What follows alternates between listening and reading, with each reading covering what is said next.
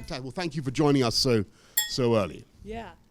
So we're gonna introduce Andrew Scott. He's a 6-time startup veteran, well versed in both sides of the pond, Los Angeles or San Francisco and London. Thank you, Andrew, for joining us. Okay, so let's just quickly introduce everyone. I know we're tight for time.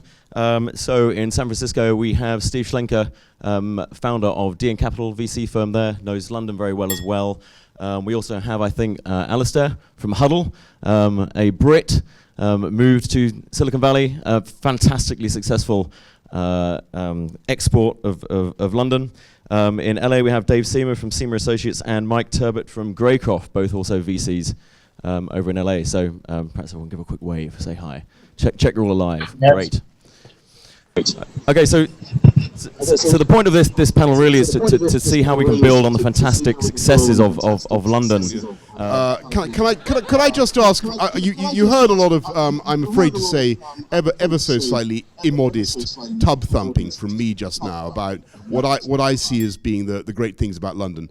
Could you give us any hints about what you think extra we could do to attract tech to London, and let's be candid. Any defects that you currently see in the environment in London that might be dissuading tech businesses from setting up here? One of the mysteries is why on earth hasn't Europe yet produced an internet giant?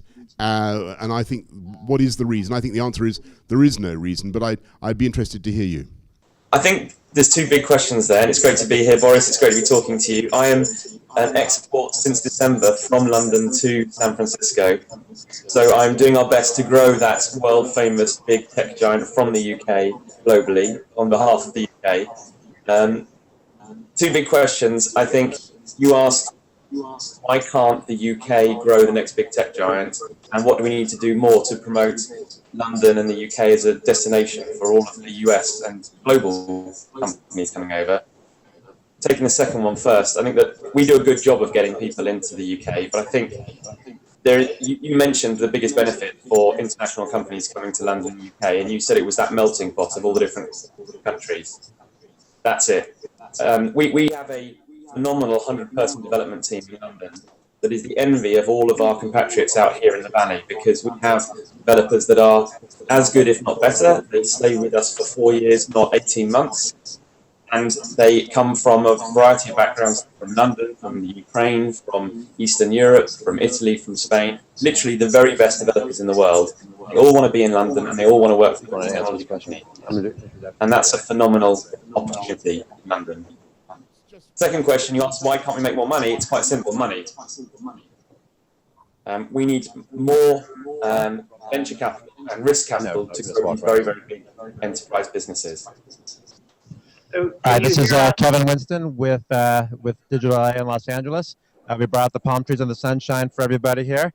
So I just want to reintroduce the folks that we have here in Los Angeles to help answer this question too. We have Ivan with Seamer and Associates. Good morning, this is Ivan Niku. And then we also have Jennifer Anderson, also with Seamer and Associates. Hello, good morning. We also have Mark Turbeek, who is live from Hollywood. Say hi, Mark. Hey, guys. Cool. And we have a special guest here who just wants to say hi to Boris. We have Bob, who is the co-founder of Brit Week. It's Brit Week in Los Angeles, which is a celebration of everything British, from entertainment to other industries as well. So Bob is a founder of Brit Week and wants to say a few words to Boris. So here you go. Here's Bob. Mr. Mayor, I just want to welcome you to Brit Week. Am I on the right level now? So we founded Brit Week 7 years ago, Nigel Lithgow and I, back when I was the UK Consul General here. And it's all about focusing on creativity and innovation in the relationship between the UK and Los Angeles. We celebrate everything from business innovation through to innovations in entertainment and lifestyle. And this is a classic example of the kind of thing that we do every spring in Los Angeles. There's also a charitable element, and you, Mr. Mayor, were involved 2 years ago when we had an essay competition for kids from Los Angeles writing about British classic children's literature, and you saw them on the roof of City Hall. And today in Pimlico Station, We have art by British, by LA students, their impressions of London, their impressions of Britain on display in Pimlico Station right now. So the LA-London relationship is thriving, and I just want to welcome you to this event. Thank you very much. Very much. Can you hear me? I just want to say thank you very, very much for flying the flag for us out there. It looks absolutely fantastic, and I well remember. Yeah, there you go. You're looking good too. I remember the excellent event that we had in City Hall. They all wrote. I think they all mainly wrote about Harry Potter from memory. I still have this. You say I think it was Alistair who said that the answer to the lack of money is the lack of money, which is obviously that must be right. But why is it that the venture capital companies venture capital in the UK doesn't seem to have the willingness, the daring to go with some of these big decisions? I remember in that film, what was it? Not The Social Contract, The Social Network. That's right. In The Social Network, there is a key moment when they go in, and the guy from Facebook asks for something like $500 million, and he gets it straight. Is that right? Yep. Sorry, $500,000. Okay, right. Well, anyway, perhaps I'm exaggerating slightly for effect, but. The point is that you could not imagine in Britain someone having the courage to make that kind of commitment, just on the spur of the moment, could you? Sure. So our venture capital firm does take a lot of risks in the UK. In fact, most of our investments happen over in Europe, heavily weighted towards London.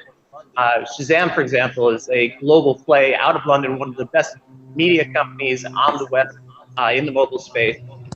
The challenge really is, if you look at our last 7 exits, all of them happened outside of the UK. 6 of the 7 happened to acquirers in Silicon Valley.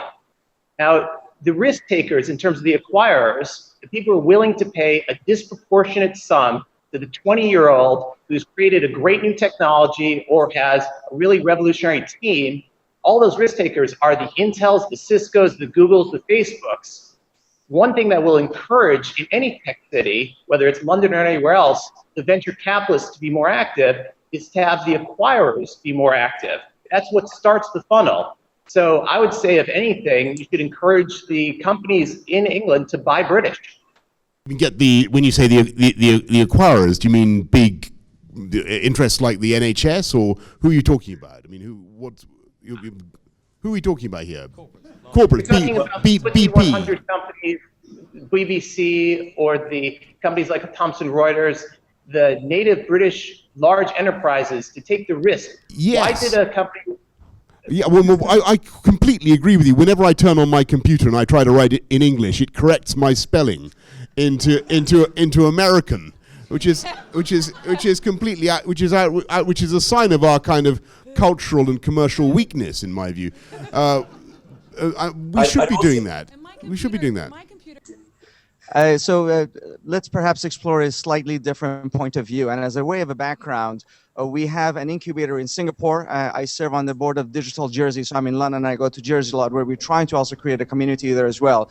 And the questions that I would ask is the aversion to risk in Europe seems to be significantly higher than it is in the US. And the other thing is many countries are looking at the startup effect, but not necessarily the life cycle effect. As companies are started, they're going to need access to growth capital, build their relationships with other successful companies around, in particular Silicon Valley and Silicon Beach, and of course, exit opportunity. And those relationships are not as well established in London or Singapore or Jersey as they are in the US. So it is relatively straightforward to actually build those relationships, to give them the opportunity to grow and then to exit. So the life cycle and risk aversions are also 2 very important factors. You talked about buying British, and that definitely comes from big tech companies buying other tech companies, but it definitely comes from the top down as well. The UK public sector represents 47% of UK spend, and if they're not buying British, who are? So what I'm hearing now is that we should really be having, I don't know if there is a British equivalent of Google. Huddle. I mean, on this Huddle. So when I turn on my computer in City Hall, I shouldn't get Google as my homepage. I should get Huddle. Is that right? Yes, absolutely. Well, how about everybody else? Is that the way forward? Genuinely. If you step back, how many of the people at BBC have acquired, have bought businesses that came out of the UK at prices that were not based on profit and loss? Why did Sumley sell to Yahoo instead of selling to BBC? Because no one wants to pay £20 million to a 17-year-old. Now, if you start thinking about the ecosystem, if you take the people within companies like BBC who have experience with knowing the 5-year business plan, start putting them into the venture capital companies, start taking people who have great ideas inside of BBC and encouraging them to set up their own businesses. They get funded by people who came from BBC, sold back to BBC. You create the ecosystem that then attracts the capital. That's how Cisco, that's how Intel, that's how Microsoft, that's now how Facebook, that's how PayPal, all these companies have built out the ecosystem that we call Silicon Valley. Just to add to that, can you hear me all right? Yes. Hello, I wasn't introduced. My name is Julie Hanna. I'm chair of the board of Kiva, an angel investor and serial entrepreneur here in Silicon Valley. I think just to follow on to that, the real key point being made here, this isn't about technology companies paying large sums for small technology companies. It's about strategic acquisition of technology companies. And the reason that disproportionate multiples are paid for young companies like Sumley is because they're being valued on their strategic value to introduce discontinuous innovation and acceleration of the acquiring company. So whether, and this applies to everybody, technology companies are leading the way like Cisco. They have the risk profile. They're willing to place the bets and pay the 20, 36, 30x multiples. But every company in the world today is being impacted by technology. And if they don't acquire technology to accelerate their own growth and respond to market changes, then they're going to be left behind. And so this is really the economic opportunity for large companies in the UK, whether they be technology companies like Google or not. Fantastic.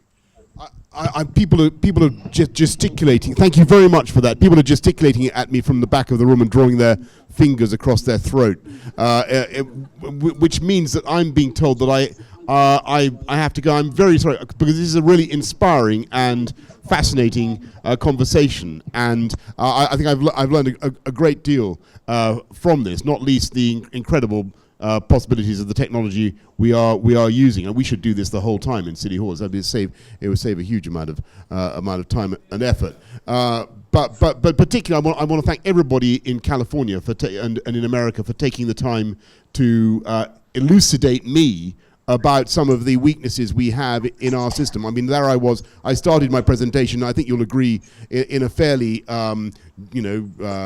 patriotic, if not jingoistic, if not chauvinistic portrait of what we're doing in London. I'm very, very proud of it, but clearly we have some things that we've got to learn, and we've got to think about taking more risk. We've got to think about how our venture capital operates. We've got to make sure that people get the equity, that we have investors in equity in these businesses. And when we do have big buyers, whether they're in the public sector or not, they should be buying British. That's the message I'm getting. So thank you very much for that extremely interesting and I'm sure highly impartial view. Many, many thanks to everybody for having me to this Google Hangout. Thank you.